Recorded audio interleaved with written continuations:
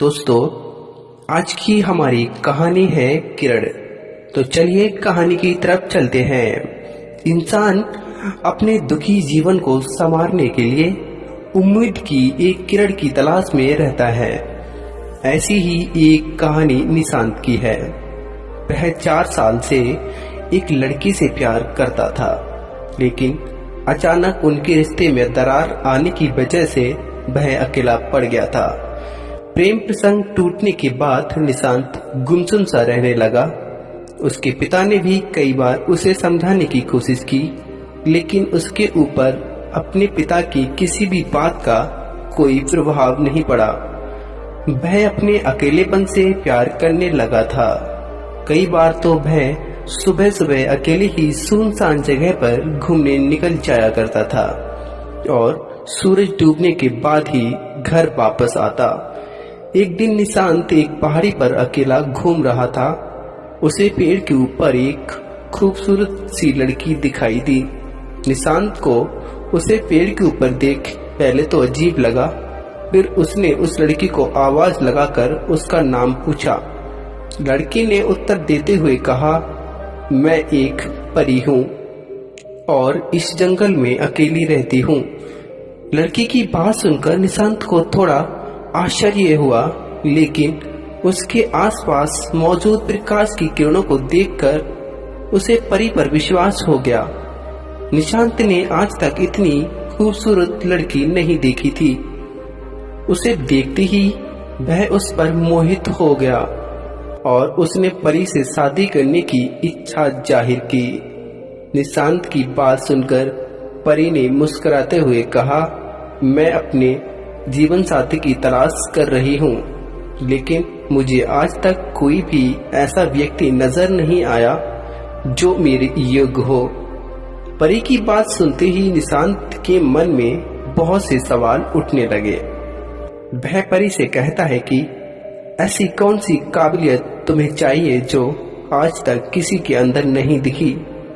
तभी परी ने कहा, मैं चाहती हूँ कि जो भी इंसान मुझसे शादी करे उसका दिमाग मुझ पर केंद्रित होना चाहिए। यहाँ वहाँ अपने मन को भटकाने वाला इंसान मेरी इच्छाओं पर खरा नहीं उतर सकता। जो व्यक्ति 6 घंटे तक लगातार बिना किसी विचार के एक जगह पर स्थायी बैठ सके, वही स्थिर बुद्धि वाला व्यक्ति मेरा पति बनने योग्य होगा।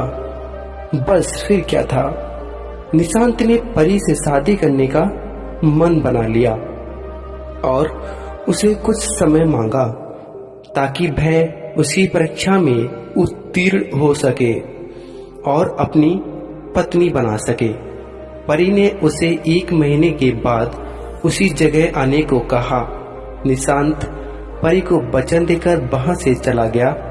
घर पहुंचकर निशांत ने अपने कमरे में शांत बैठना शुरू कर दिया, लेकिन जब भी वह आंख बंद करके बैठता, उसे उसकी पहली प्रेम का याद आने लगती और उसका ध्यान भटक जाता।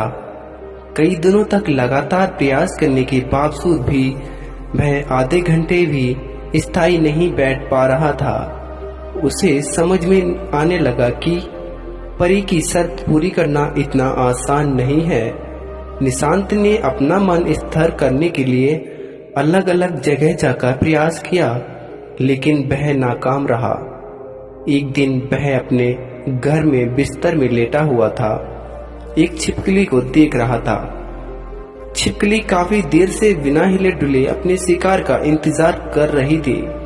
ताज्जुब की बात तो यह थी कि छिपकली को अपने शिकार का इंतजार करते हुए लगभग 3 घंटे गुजर चुके थे, लेकिन इस बीच उसने अपनी पूंछ तक नहीं हिलाई और यही बात निशांत को सोचने पर मजबूर करने लगी।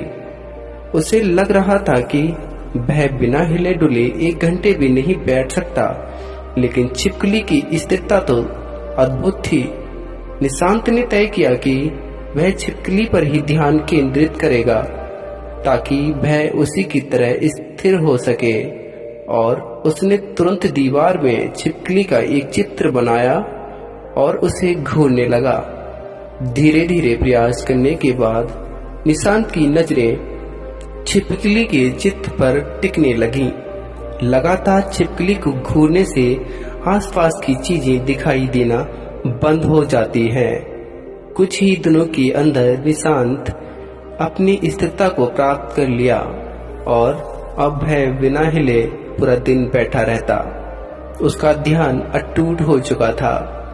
ताज्जुब की बात तो यह थी कि अब उसका परी से आकर्षण भी कम हो गया था और परी से शादी करने का भी उसका कोई इरादा नहीं बचा और न ही उसके दिल में उसकी पिछली प्रेमिका की जुदाई का दर्द बाकी था।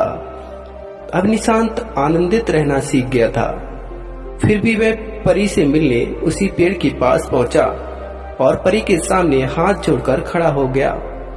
परी उसके हालातों के बारे में पहले से ही जानती थी, इसलिए वह हंसते हुए निशांत से कहती है कि क्या अब भी तुम्हारा दुख मिटाने के लिए किसी की जरूरत है?